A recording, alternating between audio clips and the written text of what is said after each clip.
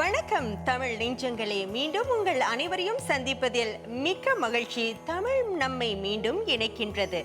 யாதனின் யாதனின் நீங்கியான் நோதல் அதனின் அதனின் இளன். திருவள்ளுவர் மிக அழகான ஒரு திருக்குறளை ரொம்ப எளிமையா எழுதியிருக்காருங்க. அதாவது எந்தெந்த பொருளின் மீது நமக்கு பற்று இல்லையோ அந்தந்த பொருட்களினால் நமக்கு துன்பம் நேராது. அது எப்படி? இப்ப ஒரு பொருளை நீங்க வாங்குறீங்க, திடீர்னு அந்த பொருள் தொலைஞ்சு போச்சுன்னா அதனால் நம் மனம் துன்பம் அடையும். அதே போலதாங்க உறவு என்பதும். ஒரு உறவு மீது நாம ரொம்ப பாசம் நேசம் பற்று வைத்திருப்போம். திடீரென்று அந்த உறவு நம்மை விட்டு விலகும் போதோ அல்லது அந்த உறவு என்பது நம்மிடம் கடிந்து கொண்டாலோ நமக்கு உடனே துன்பம் நேரும். அதனாலதான் பற்றில்லாமல் இருக்க வேண்டும். ஆசையை துறந்தால் அங்கே துன்பம் என்பது நிச்சயமாக இருக்காதுன்னு சொல்லியிருக்காரு. இந்த குறளை ஏன் இப்ப நான் சொல்றேன் தெரியுமா? அதாவது திருவள்ளுவர் இந்த குறளின் உட்கருத்தை கொண்டே அதனுடைய வரிகளை மிக அழகாக எழுதியிருப்பாருங்க. அது எப்படின்னா, யாதனின் யாதனின் நீங்கியான் நோதல் அதனின் அதனின் இளன். இதை சொல்லும் போது இந்த இரண்டு உதடுகளுமே ஒட்டாமல் அப்படியே இருக்கும். ஆக ஒவ்வொரு வார்த்தைக்கு இறுதியிலும் அவர் இன் இல் அப்படின்ற ஒரு உதடு ஒட்டாத மெய்யெழுத்தை அவர் ரொம்ப அழகாக கையாண்டிருக்கின்றார். ஆக தமிழ்ல மெய்யெழுத்து இப் இம் இப்படி உதடுகள் ஒட்டக்கூடிய மெய்யெழுத்துக்களும் இருக்கின்றன. ஆனால் அவர் இன் இல் அப்படின்னு உதடு ஒட்டாத குறளை மிக மிக அழகாக பற்று இல்லாத ஒரு உட்கருத்தை கொண்ட இந்த குறளுக்கு வடிவமைத்திருக்கின்றார். அப்படின்னா நாம இதை சரியா உச்சரிச்சாதான் அவருடைய நோக்கமே நிறைவேறும். என்ன தமிழின் அருமை! ஆக சரிங்க அன்பர்களே, இது குறித்து தான் இன்றைய நிகழ்ச்சியில், அதாவது உச்சரிப்பு குறித்து இன்றைய நிகழ்ச்சியில் நம்ம ரொம்ப தெளிவா பேச போறோம். இந்த நிகழ்ச்சிக்கான ஆடை வடிவமைப்பு, டி எவர்லாஸ்டிங் நாட் மற்றும் வரைகலை வடிவமைப்பு என்பது பேசிக் ஸ்ட்ரீம். நம்ம மறக்கலைங்க. சவால் சவாலுக்கு நீங்கள் தயாரா? உங்களுக்காக நாங்க எப்பவோ தயாருங்க. ஆக மே மாதம் அப்படின்னு சொன்னாலே அன்னையர் தினம். அந்த அன்னையர் தினத்தை கொண்டாடும் விதமாக உங்களுடைய அம்மா பற்றி நீங்க கொஞ்சம் கூட பிறமொழி கலப்பில்லாமல் முழுக்க முழுக்க தமிழ்லயே பேசணும்.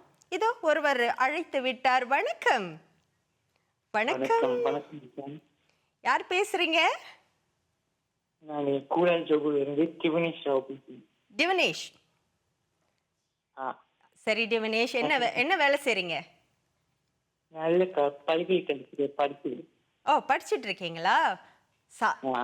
சாதாரணமா பேசும் போதே உங்களுடைய துணி மிகவும் சிறப்பாக இருக்கிறது. சரி, சவாலுக்கு நீங்கள் தயாரா?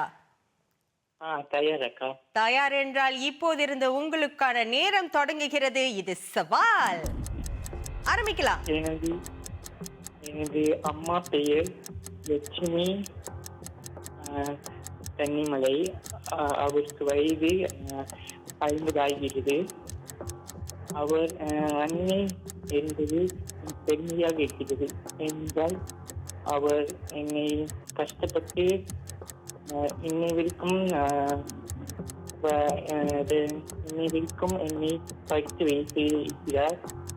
நான் அவருக்கு பெரிதும் துணையாக இருப்பேன். இப்பொழுது எனக்கு வயது 23 ஆகிறது. அவருக்கு நான் நிறைய கடமைகள் நான் நிறைவேற்றுவேன்.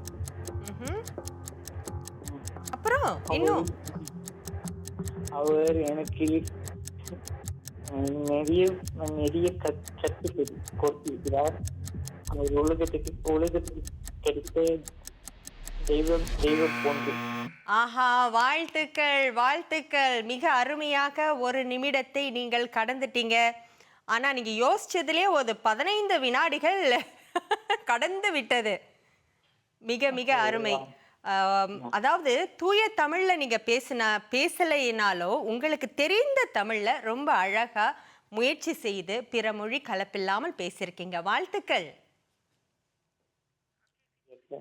சரிங்க, அடுத்ததாக ஆக இந்த மாதிரி ஒரு நிமிட சவால் இன்னும் இருக்கின்றது. ஆக தொடர்ந்து நீங்களும் அழைக்கலாம் இந்த சவாலுக்கு நீங்கள் தயார் என்றால். சரிங்க, இப்போது மாணவர்கள் நமக்காக காத்துட்டு இருக்காங்க. யார் தெரியுமா? கடந்த வாரம் நம்மோடு பேசிய அதே 2 மாணவர்கள். வாங்க பவித்ரன், நஸ்ரி, உங்களை சந்திக்க நான் ரொம்ப ஆர்வமா இருக்கேன். வாங்க வாங்க. வணக்கம். வணக்கம், உட்காருங்க. பாருங்க எந்த அளவுக்கு உற்சாகமா வணக்கம் அப்படின்னு சொல்லியிருக்கீங்க. ரொம்ப மகிழ்ச்சியா இருக்கு. எனக்கு ரொம்ப நஸ்ரி மகிழ்ச்சியா இருக்கு. உங்களை மறுபடியும் பார்த்ததில்ல. அப்படியா? ஆமா. தொடர்ந்து வரணும் நீங்க. கண்டிப்பா வருவேன். வருவீங்க? கண்டிப்பா. சரி. ஆக கடந்த வாரம் சொல்லியிருந்தீங்க நஸ்ரி, நான் வந்து ஒரு வழக்கறிஞருக்கு படிக்கிறேன், அதனால எனக்கு இந்த பயிற்சி அப்படின்றது ரொம்ப ரொம்ப முக்கியம், நான் போய் வீட்டில் பயிற்சி பண்ணுவேன் அப்படின்னு எல்லாம் சொல்லியிருந்தீங்கல்ல. பயிற்சி பண்ணீங்களா? பயிற்சி பண்ணேன். லைக் கொஞ்சம் கொஞ்சம் பண்ணேன். பண்ணீங்க கொஞ்சம் கொஞ்சம். எங்க ஒரு எது பண்ணுனீங்க எனக்கு கொஞ்சம் சொல்லுங்க. ஓகே, டெஸ்ட் பண்றேன்க்கா. லா லா லா. கரெக்டா? ரொம்ப நல்லா சொன்னீங்க. லஹரம் ரொம்ப அழகா சொன்னீங்க. அந்த பயிற்சி அந்த லா லா லா. எப்படி சொல்லி கொடுத்தீங்களே நீங்களும் வேற. ஏழை கிழவன் ஏழை கிழவன் கீழே விழுந்தான். கீழே விழுந்தான். எவ்வளவு கரெக்டா சொன்னாரு இப்ப. வாழைப்பழ தோல் வழுக்கி வியாழக்கிழமை ஏழை கிழவன் கீழே விழுந்தான். இவ்வளவு பெருசா சொன்ன அந்த பையனுக்கு அதுல 3 தெரியாது. வார்த்தை நீங்க சொன்னீங்களா? ஏழை கிழவன் கீழே விழுந்தான். கரெக்டா சொல்லுங்க. ஏழை கிழவன் கீழே விழுந்தான். ஏழை கிழவனா? ஏழை கிழவன் கீழே விழுந்தான். சரி, பரவாயில்ல. இருந்தாலும் அந்த ழா ரொம்ப அழகா சொன்னீங்க. லா லா பயிற்சி பண்ணியிருக்கீங்க, வாழ்த்துக்கள். சரி, இன்னைக்கு நாம மற்றும் ஒரு உச்சரிப்பு குறித்து பார்க்க போறோம். அது என்ன அப்படின்னு சொன்னா டன்னகரம், ரன்னகரம், தன்னகரம். அக்கா, இந்த 3 நான் ஞாபகம் வச்சுக்கிறதுக்கே ரொம்ப கஷ்டமா இருக்கு. இதுல எப்படிக்கா அந்த பையன் ஞாபகம் வச்சுப்பாரு? படிவம் 5 வரை தமிழ் படிச்சுட்டு இப்படி எல்லாம் பேசுறது எனக்கு மனசு ரொம்ப வலிக்குதுயா. சரி, உங்களால அதை ஞாபகம் வச்சுக்க முடியுமா? ரன்னகரம், ரன்னகரம், தன்னகரம், ம், இன்னொன்னு வந்து டன்னகரம். பாருங்க, உடனே பக்கன்னு புடிச்சுக்கிட்டீங்களே. அவருக்கு தெரியுது. அவருக்கு தெரியுது. சரி, இப்ப டன்னகரம் அப்படின்னு என்ன அப்படின்றத நான் முதல்ல விளக்கிறேன். டன்னகரம் அப்படின்னு சொன்னா அந்த பொதுவாகவே இந்த நாவை வந்து 3 சுழினா 2 சுழினா துணைக்கால்னா அப்படின்னு தான் சொல்லுவாங்க. ஆனா அப்படி சொல்லக்கூடாது. ஏன் அப்படி ஏன்னா சொல்லக்கூடாது? அதுக்கு ஒரு விதி இருக்கு. அக்கா, உலகமே அப்படித்தானக்கா சொல்லிக்கிட்டு இருக்கு. உலகமே அப்படிதான் சொல்லுதா? அந்த உலகத்தெல்லாம் நீங்க பின்பற்ற கூடாது. தமிழ்ல இலக்கணம் அப்படின்னு ஒண்ணு படிச்சீங்கல்ல, அந்த இலக்கணம் நமக்கு என்ன சொல்லி கொடுக்குதோ அதை தானே நம்ம சொல்லணும், பின்பற்றணும். ஆக இலக்கணத்துல என்ன சொல்லியிருக்காங்க அப்படின்னு சொன்னா, டன்னகரம்னு ஏன் வந்துச்சுன்னா அந்த 3 சுழி இன், அந்த இன் வரும்போது அதுக்கப்புறம் வர வார்த்தை டாவாக இருக்க வேண்டும். அதே போல ரன்னகரத்துல 2 சுழி இன், அந்த 2 சுழி இன்னுக்கு அப்புறம் வரக்கூடிய வார்த்தை ராவாக இருக்க வேண்டும். என்னவா இருக்கணும்? ரா. ரா. அதுக்கப்புறம் தன்னகரம்.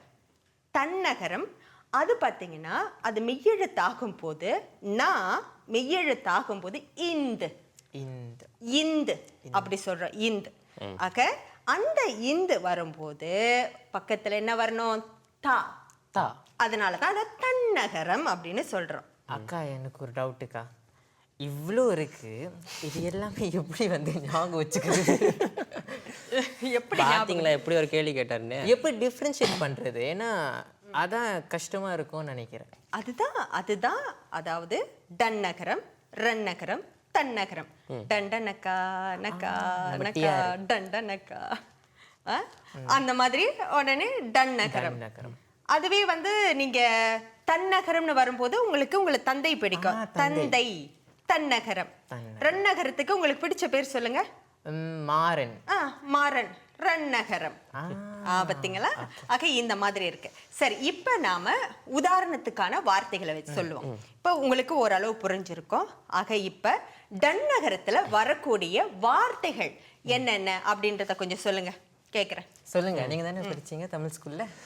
ஐயோ, திடீர்னு கேக்குறீங்க. இன்னுக்கு அப்புறம் வரக்கூடிய வார்த்தை டா. மண்டபம். மண்டபம். மன்றம். மன்றம் 2 சொல்லி இல்ல. மன்றம் வராது. மன்றம் ரன்னகரத்துல வரும். கொண்டாட்டம், திண்டாட்டம், கண்ணோட்டம், துண்டு. இப்ப நீங்க கேட்கணும், துண்டு டா இல்லையே அப்படின்னு. துண்டுடா இல்லையேக்கா எப்படிக்கா? தம்பி மிரள வைக்கிறையா, என்ன மிரள வைக்கிற? துண்டு துண்டு அப்படின்றது டூ டா வரிசை.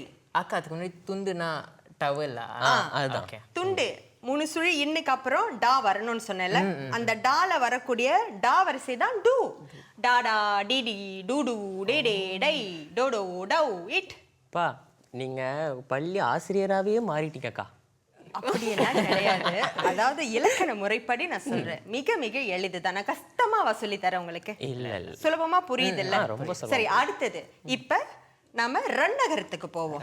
ரன்னகரத்துல சில உதாரண வார்த்தைகள் சொல்லுங்க. நீங்க சொல்லுங்க.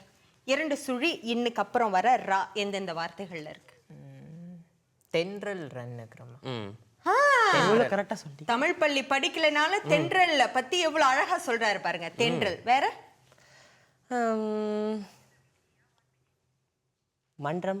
மன்றம், சென்றான், கொன்றான், தின்றான், இப்படி இருக்கு. அடுத்தது தன்னகரம். தன்னகரம் இப்பதான் உங்களுக்கு ஒருத்தர் ரொம்ப பிடிக்கும்னு சொன்னீங்க. தந்தை. பந்தம், மந்தை, மந்தை, சிந்தை, பந்து. அப்ப இந்த் தூ. இது குறித்து இன்னும் எவ்வளவோ பேசலாம். இப்போ உதாரணத்துக்கு இந்த சுழி 2 சுழி இன்னுக்கும் 3 சுழி இன்னுக்கும் வரக்கூடிய வேறுபாடுகள், பொருள் வேறுபாடு என்ன அப்படின்றத நாம பார்க்க போறோம். அதாவது எண் அப்படின்னு சொன்னா என்ன? எண் என் நம்பர். அது 3 சுழி எண் எண்.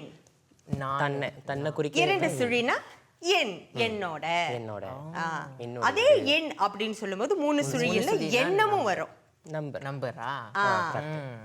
எண்களும் வரும், எண்ணமும் வரும். இது குறித்து இன்னும் நாம தொடர்ந்து பேச போறோம். அதற்கு முன்பாக இந்த உச்சரிப்பு குறித்து நம்ம பார்க்கையில நம்முடைய தமிழ் பள்ளி மாணவர்கள், அதாவது அடின்பர்க் தோட்ட தமிழ் பள்ளி மாணவர்கள் எப்படியெல்லாம் சிறப்பாக பேசியிருக்காங்க அப்படின்றத பாப்போமா? கண்டிப்பா பார்ப்போம்.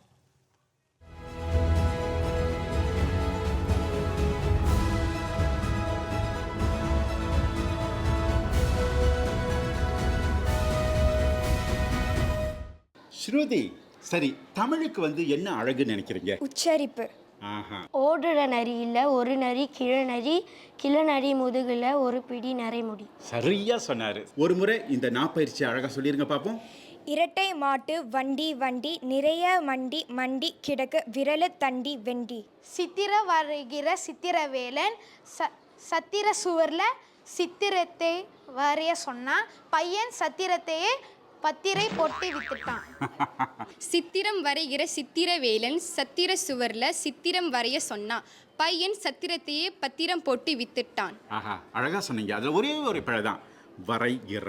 அதை மட்டும் சரியா சொல்லியிருந்தீங்க, மிகச்சிறப்பா இருந்திருக்கும். இரட்டை மாட்டு வண்டி வண்டி நிறைய மண்டி மண்டி கிடக்கு விரலு தண்டி வெண்டி. ஆஹா, அந்த இன்னு பார்த்தீங்கன்னா 3 சுழி இன்னு இல்லையா, அது வந்து இன்னும் கொஞ்சம் நல்லா இன்னு அப்படின்னு சொல்லணும். ரொம்ப அழகா இருக்கும். நான் வரிசையை எவ்வளோ வேகமாக சொல்ல முடியுமோ அவ்வளோ வேகமாக சொல்லுங்க. நானா நீனி நூனு நேனே நாய் நோனோ நாவ் இன்.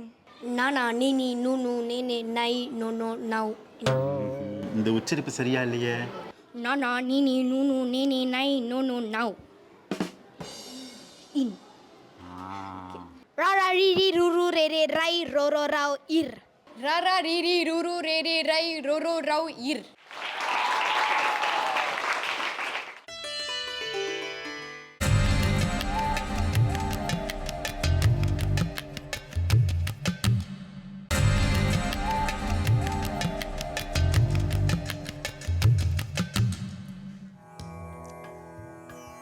இடைவேளைக்கு பிறகு மீண்டும் சந்திக்கின்றோம். இது தமிழ் கல்வி போற்றுவோம் மொழியின் பெருமை.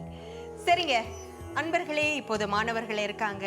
இவங்க என்ன சொல்லி கொடுத்தாலும் கப்புன்னு புரிச்சுக்கிறாங்க. ஆமா தானே? புரிஞ்சிச்சா? எனக்கு நல்லா புரிஞ்சிச்சு. என்ன புரிஞ்சது? இந்த தன்னகரம் வந்து எப்படி எப்படிலாம் வந்து கரெக்டாக நம்ம புரிஞ்சு அது இந்த 2 சுழினா 3 சுழினா இதெல்லாம் நம்ம வந்து எப்படி வந்து கரெக்டாக ஞாபகம் வச்சுக்கணும், என்ன வார்த்தை சொல்லி அதை வந்து ஞாபகம் வச்சுக்கணும், எனக்கு எல்லாம் புரிஞ்சிருச்சு. அப்படியா? உங்களுக்கு? அக்கா இது எல்லாமே சொன்னாங்கல்ல, அது எப்படி உச்சரிக்கிறது? அழகான கேள்வி. ஏன்னா கடந்த வாரம் நம்ம லகரம் லகரம் ழகரம் எப்படி உச்சரிக்கிறதுன்னு பார்த்தோம். அதே போலதான் இந்த இன் அப்படின்னு வரும்போது நுனி நாக்கு இருக்குல்ல, அந்த நுனி நாக்க மேல் பல்லு இருக்கு இல்லையா, அது முன்னுக்கு என் மென்மையா சொல்லணும் என். அதே இது அந்த 3 சுழினா, அதாவது டன் நகரத்தை நடு நாக்கில் வச்சு நாக்க நடுவில் மேல் பகுதியில் நடுவில் வச்சு எங் எங் அப்படி சொல்லணும். அதுக்கப்புறம் நா அப்படின்னு சொல்லும்போது அது நுனி நாக்கில் பல்லுக்கு முன்னாடி நா. ஆனால் அது என்ன சொன்னேன்னா வலிமிகும் போது, அதாவது அது மெய்யெழுத்தாகும் போது இந்து அப்படின்னு வருது. இந்து இங் இங் இந்து அப்படின்னு ஆயிருதுல்ல. அதுதான் அதனுடைய வேறுபாடு. ஆனா அந்த எழுத்துக்கள் மாறும் போது அதனுடைய அர்த்தமே மாறிடும் இல்ல. கணம் 2 சுழி, அதாவது ரன்னகரத்தில் வரக்கூடிய அந்த கணம் என்ன அர்த்தம்? வெயிட், ரொம்ப ஹெவியா வெயிட். கணம் தெரியலக்கா. தன்னகரத்தின் கணம் கணம். ஒரு கணம் யோசிச்சு பாருங்க பவித்ர. அப்படின்னா என்ன? ஒரு நொடி வந்து செகண்ட்ஸ். அழகா சொன்னீங்க. அதுதான் சரி. இப்ப உங்களுக்கு மறுபடியும் நான் பயிற்சி. தமிழ் பள்ளி மாணவர்கள் பாத்தீங்கல்ல எந்த அளவுக்கு அதுதான் அந்த பிள்ளைங்க படிச்சுக்கிட்டு இருக்காங்கக்கா. இந்த பிள்ளை என்ன பண்ணுச்சான்? நான் இப்ப வேலை செஞ்சுக்கிட்டு இருக்கேன்ல. படிவம் 5 வரைக்கும் தமிழ் கற்றுக்கொண்ட பிள்ளை இல்லையா இது? அது பல வருஷம் ஆயிடுச்சுக்கா. அப்ப நானு சரி இப்ப வருவோம் நம்ம. உங்களுக்கானது கொக்கு நெட்ட கொக்கு, நெட்ட கொக்கு இட்ட முட்டை கட்ட முட்டை. அக்கா நான் அது சொல்றேன், கொஞ்சம் ஈஸியா இருக்கு. அப்ப கஷ்டமானது மட்டும் நான் சொல்றேன். என்னக்கா எங்கேயோ கேள்விப்பட்ட மாதிரி சரி இருக்கு. சரி சொல்லுங்க. கொக்கு நட்டு கொக்கு இட்ட முட்டை கட்டு முட்டை. கட்டா இவே தப்பா போச்சு. ஓவர் கான்ஃபிடென்ட்ல சொல்லிட்டேன். கொக்கு நெட்ட கொக்கு, நெட்ட கொக்கு இட்ட முட்டை கட்ட முட்டை. எங்க சொல்லுங்க பாப்போம். கொக்கு நட்டு கொக்கு இட்ட முட்டை கட்ட முட்டை. ஐயோ சொல்லிட்டாரு. சொல்லிட்டார். கரெக்டா? ஓரளவு சொல்லிட்டார். இல்ல அவர் தமிழ் படிக்கலைனாலும் எவ்வளவு அழகா சொன்னார். அதை ஞாபகம் வைத்திருந்த உங்களுக்கு. ஐயோ. யானை அலறலோடு அலற அலறியோட. யானை அலறு இருங்கக்கா, லைட்டா லோடிங் ஆகுது. யானை அலறியோட அலறலோடு அலற ரா. யானை அலறியோட அலறலோடு. யானை அலறலோடு அலற அலறியோட. நீங்க சொல்லுங்க. யானை அலறலோட அலறலோட அலற அலற அலறியோட அலறியோட. ஐயோ ரொம்ப சரி இன்னொன்னு. சரி அது கடினமா இருக்குன்னா இன்னொன்னு வச்சுக்குவோம்.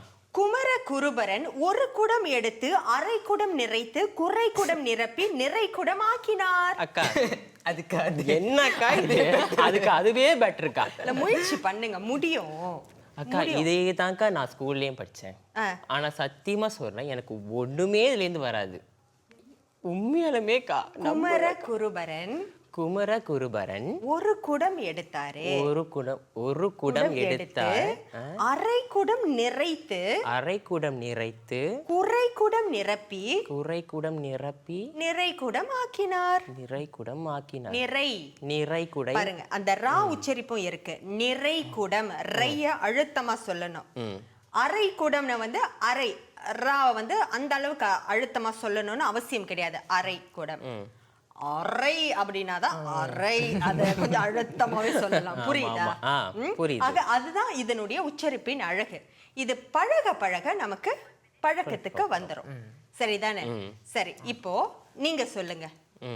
தன்னகரத்துல ஒரு வாக்கியம்.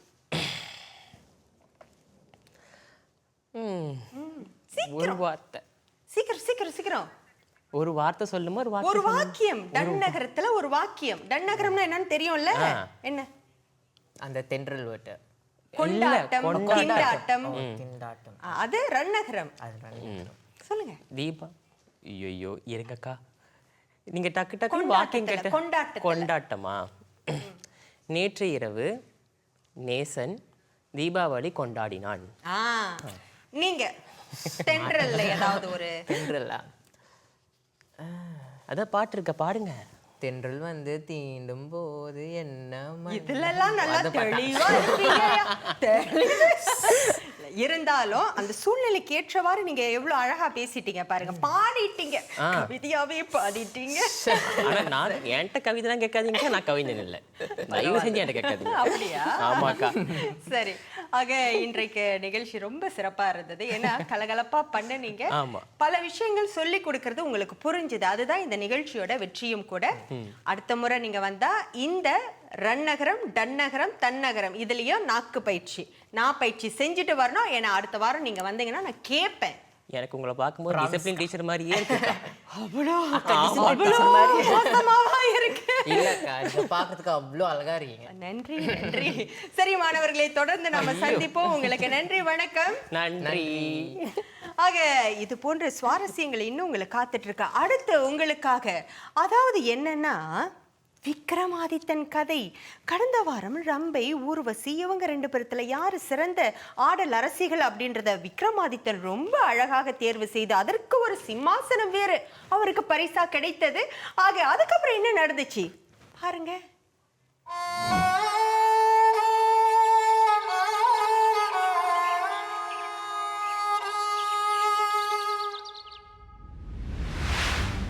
இந்திரன் அந்த சிம்மாசனத்தை கொடுக்கும்போது விக்ரமாதித்தனை வாழ்த்தினார்.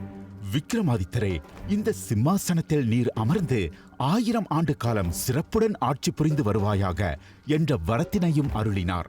அவரது மந்திரி பட்டிக்கு விவரம் தெரிந்தது.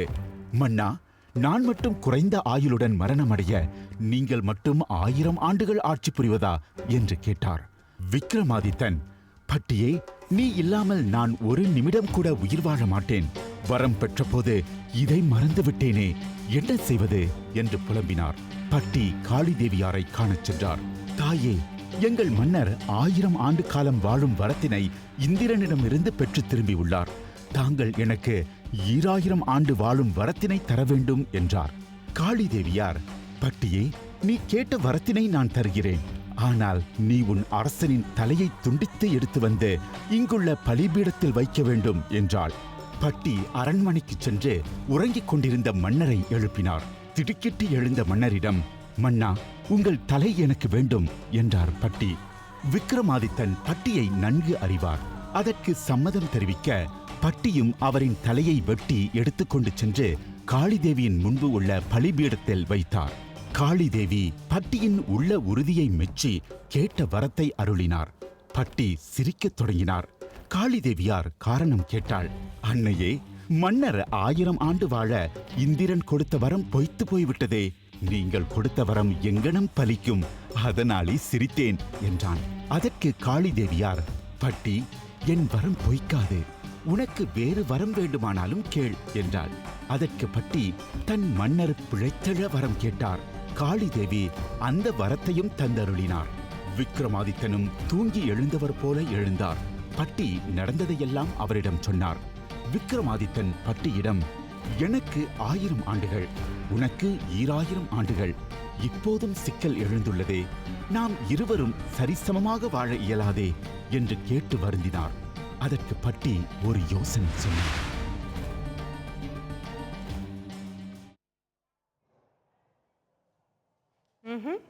என்ன யோசனை சொல்லியிருப்பாரு? இதன் தொடர்ச்சி அடுத்த வாரம் இன்னும் சுவாரஸ்யமாக உங்களை மகிழ்விக்க காத்திருக்கின்றது. ஆக நீங்க கண்டிப்பாக தமிழ் கல்வி நிகழ்ச்சியை தொடர்ந்து பார்க்கணுங்க. சரி, அடுத்து நமக்காக காத்திருக்கின்றார் ஒரு நேயர். இது 1 நிமிட சவால். சவாலுக்கு நீங்கள் தயார் என்றால் அழைக்கலாம் அப்படின்னு சொன்னதுதான். ஏராளமான அழைப்புகள். வணக்கம். வணக்கம். ஆஹா, ரொம்ப ஆசைப்பட்டு வந்தாரு. ஆனா அவருக்கு அந்த சவாலே சவால்ல முடிஞ்சது. சரி, பரவாயில்ல. இருந்தாலும் தொடர்ந்து நீங்கள் அழைக்க தொடங்கலாம். திரையில் காணும் எண்களில் அழைக்கலாம். ஆக இந்த மே மாதம் அப்படின்னு சொன்னாலே பல சிறப்பிற்குரிய மாதம்ங்க. இந்த மே மாதத்துல தான் பல விசேஷங்கள் நடக்கின்றன. அதில் குறிப்பாக மிக முக்கியமான ஒன்று அன்னையர் தினம். அதை முன்னிட்டு உங்களுடைய தாயாரை பற்றி நீங்க தாராளமாக பேசலாம். சரிங்க, இப்ப தமிழ் அப்படின்னு சொல்லும் போது தமிழை நாம் எப்படியெல்லாம் வர்ணிக்கின்றோம் தெரியுமா? இந்த தமிழை நாம் தேனமுது நீ என்கின்றோம். சங்க இலக்கியங்களில் தமிழை குறித்து பல்வேறு விஷயங்கள், செந்தமிழ், சொற்றமிழ், நற்றமிழ், முத்தமிழ் என்றெல்லாம் தமிழுக்கு முதுமொழி வைத்து அடைமொழி வைத்து நாம் பேசுகின்றோம். அப்படி இருக்க இந்த பைந்தமிழ் இலக்கியங்கள் அப்படின்னு சொல்லும் போது இதில் ஐம்பெரும் காப்பியங்கள், திருமுறைகள், அது மட்டும் இல்லாமல் இந்த அதாவதுங்க நம்ம தமிழ் அப்படின்னு சொல்லும்போது இதில் ஏராளமான பொக்கிஷங்கள் நிறையவே இருக்கின்றன. அந்த பொக்கிஷங்களுக்கெல்லாம் முத்தாய்ப்பாக இருப்பது தான் என்னது? உச்சரிப்பு. ஆக இந்த உச்சரிப்பு என்பதை நாம் சரியாக முறையாக உச்சரித்தாதான் அந்த சொல்லின் முழுமையான விஷயங்களையே நம்மால் புரிஞ்சிக்க முடியும். ஒரு மொழியை அதன் சுவையறிந்து, இந்த மொழியை அதன் சுவையறிந்து சொல்லும் போது அதனுடைய அழகே தனி அழகுதாங்க. அதனால தான் திருவள்ளுவர் சொன்னார் இல்லையா, யாதனின் யாதனின் நீங்கியான் நோதல் அதனின் அதனின் இளன். எந்த அளவுக்கு அவர் யோசிச்சிருப்பாரு. அந்த ஒரு வார்த்தை அப்படின்னு சொன்னால் ஒரு வார்த்தை தானே அப்படின்ற அலட்சியமே இருக்கக்கூடாதுங்க. அந்த ஒரு வார்த்தையில் பல சங்கதிகள் இருக்கு. ஆக இதெல்லாம் கற்று தேரணும்னா ஔவையார் சொன்ன மாதிரி இளமையில் கல் மிக மிக அவசியம். சின்ன பிள்ளைங்களை பள்ளிக்கு அனுப்பி அவங்களுக்கு அந்த உச்சரிப்பை சரியா சொல்லி கொடுங்க. பெரியவர்கள் ஆனதும் அவங்களுக்கு ஒரு பிரச்சனை வருது, நாக்கு மடிய மாட்டேங்குது அப்படின்னு எல்லாம் சொல்லிடுறாங்க. நாக்கு மடியலன்னா என்ன? வாய் விட்டு வாசிங்க. அப்படி வாசிக்கும் போது எந்த மொழியாக இருந்தாலும் உங்கள் வசப்படும். அப்படி வசப்படுகின்ற மொழிக்கு நீங்கள் வல்லுநர் ஆவீங்க, ரொம்ப சிறப்பாக பேசலாங்க. அதனால தான் சொல்கிறோம், ஒரு மொழியில் நாம் கை தேர வேண்டும் என்றால் அந்த மொழியை கற்றுணர வேண்டும், அதன் பொருள் உணர்ந்து பேச வேண்டும். ஆக ஔவையார் சொன்ன இந்த சிறப்பான சிந்தனை துளியோடு இன்றைய நிகழ்ச்சிக்கு நாம் ஒரு நிறைவை கொடுக்கவிருக்கின்றோம். ஆக இந்த தமிழ் கல்வி நிகழ்ச்சி குறித்து மேலும் நீங்கள் தெரிந்து கொள்ள வேண்டும் என்று விரும்பினால் கண்டிப்பா நீங்க பார்க்க வேண்டியது ஆஸ்ட்ரோ உலகம். பாருங்க, இந்த நிகழ்ச்சி குறித்து உங்களுக்கு மேலும் தெரிந்து கொள்ளலாம். சரிங்க, விடைபெறுகிறேன். நான் உங்கள் கே மீனா குமாரி. போற்றுவோம் மொழியின் பெருமை. நன்றி, வணக்கம்.